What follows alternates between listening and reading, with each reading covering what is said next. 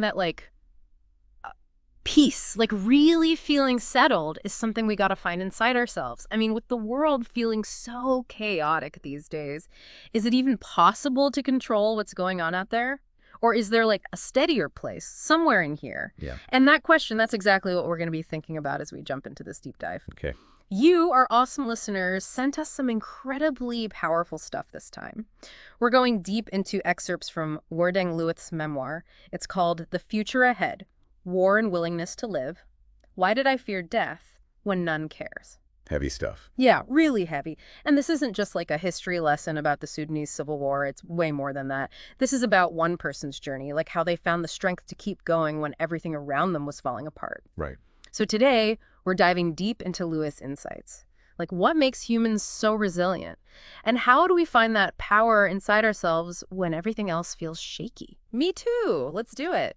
One of the things that immediately grabbed me was how universal Lueth's struggle is, We're talking about a really specific and extreme situation, but his search for stability and meaning when everything's gone haywire, that's something we can all relate to. It makes you wonder, what are the things that the human spirit just absolutely needs when it's pushed to its limits? Right. What are those bare necessities we need to survive, not just physically, but mentally and emotionally too? Exactly. So let's get into one of the core ideas that Lueth seems to have wrestled with. It's not something he says outright, but the more you dig into his memoir, the more you see this belief. Real peace and control, they come from within. They can't be forced on us from the outside.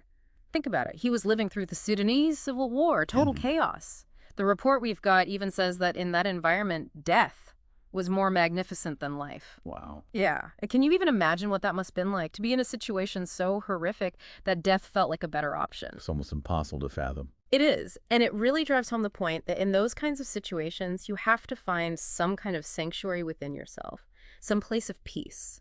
It's like if the world outside is giving you nothing but violence and uncertainty, the only place left to find stability is inside yourself. Your inner world becomes the last refuge. It's not about pretending the chaos isn't there, right? It's about finding that inner anchor so you don't get swept away by it. Exactly. And Lueth's ability to survive, physically and mentally, suggests that he had this incredible capacity to cultivate that inner peace. It's a powerful lesson for all of us, When things are falling apart around you, that inner strength becomes your lifeline. Absolutely. And that need to find inner peace, it seems to have led Lueth to another really powerful realization. He says, only you can help yourself.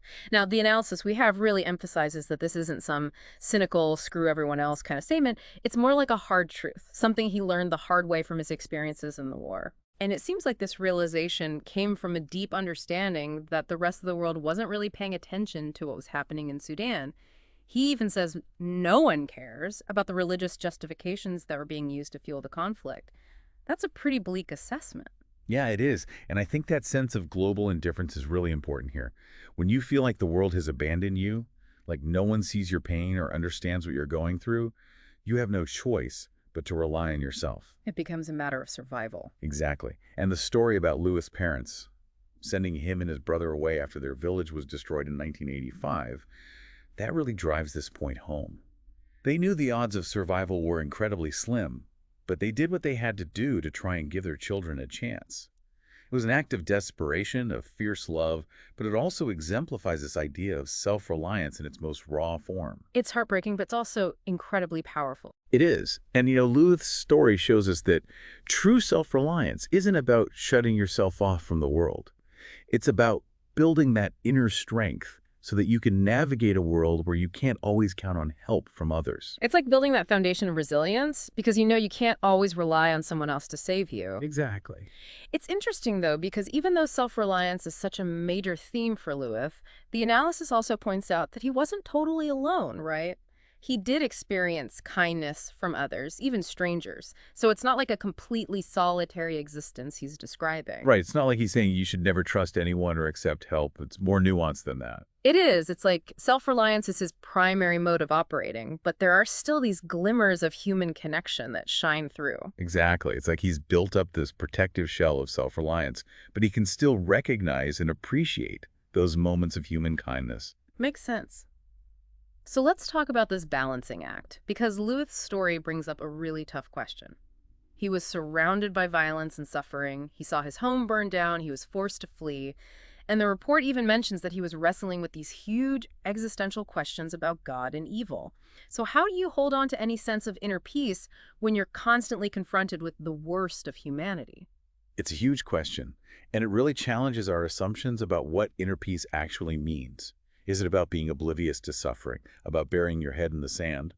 Or is it something stronger than that, something that can acknowledge the darkness without being destroyed by it? Right, like is it even possible to find peace when you're so aware of how much pain exists in the world? Well, Lueth's life after the war seems to suggest that it is possible. He went on to pursue education, to build a future for himself. It's like he's saying that inner peace isn't about pretending the darkness isn't there. It's about finding a way to carry that awareness without letting it consume you. That's a really powerful distinction. It's not about ignoring the bad stuff, it's about learning to live with it. Exactly. And I think that's something we can all relate to, even if our experiences aren't as extreme as Lueth's. We all have to find ways to balance staying informed about the world's problems with protecting our own mental and emotional well-being. It's a constant struggle. It really is. And Lueth's story, as intense as it is, gives us a really valuable perspective on that struggle. He shows us that survival isn't just about physical strength. It's also about mental and emotional resilience. Absolutely. And that brings us to another aspect of Lueth's experience that I think is really crucial, this idea of emotional sovereignty. He doesn't use those exact words, but his emphasis on internal control and self-reliance points directly to this concept. It's about recognizing that you have the inherent right and ability to govern your own emotions, your own reactions. That's interesting. The report mentions that even today, people in the South Sudanese diaspora struggle with managing their emotions about what's happening back home. It shows just how powerful external events can be, how much they can affect us, even when we're not directly experiencing them. And for Lueth, who was facing life or death situations on a daily basis, I can only imagine how important it was to develop that emotional control. It had to be essential for his survival. Emotional sovereignty, in this context, isn't about suppressing or denying your feelings. It's about choosing how you respond to them, about not letting external circumstances dictate your every reaction. So it's not about becoming some emotionless robot, right? It's about being in charge of how you react. Exactly. It's about reclaiming your agency, turning what could be victimhood into resilience. I like that. So it's not about becoming numb, it's about taking back control. And in a situation as chaotic as a civil war, that kind of control must feel incredibly empowering. It had to be. Now, the analysis also talks about Lueth's observations about the bigger picture, the social and political landscape. He says that the world operates on a power mode, where the powerful remain on top and the weak remains at the bottom. He saw how unfairness was baked into the system, how those in power often benefit at the expense of everyone else. That's a pretty sobering realization. And it's not just some academic observation, right? It comes from his lived experience of seeing how power dynamics play out in the most brutal way imaginable. Exactly. And I think that's what makes it so powerful. This isn't just some theory he's reading in a book. It's something he's witnessed firsthand. And when you come to that kind of realization, it can either lead to resignation or it can spark a desire for change. Either way, it changes your understanding of the world. It does. It forces you to confront the realities of power, to see how those structures shape our lives, even when we're not consciously aware of them. And Lueth's perspective, coming from such a stark and brutal context, offers a really valuable lens through which to examine those power dynamics. It makes you think about how those same dynamics play out in our own societies, even in places that aren't actively at war. Maybe not with the same level of violence, but the underlying patterns are often still there. Yeah, I think that's one of the big takeaways from Lueth's story. It challenges us to look beyond the surface, to see how power operates in both obvious and subtle ways. It's a call to be more aware, more critical. It is. So as we wrap up this deep dive, I think it's clear that Wur Deng Lueth's journey, as he describes it in The Future Ahead, is a powerful testament to the incredible strength and resilience that exists within us all.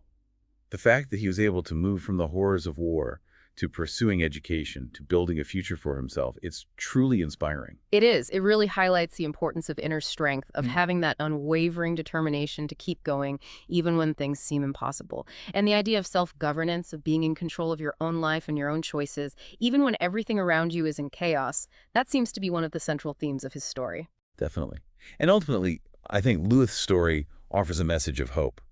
By focusing on what we can control, our inner strength, our resilience, our ability to govern ourselves, we can tap into a source of power that can help us navigate even the most difficult challenges.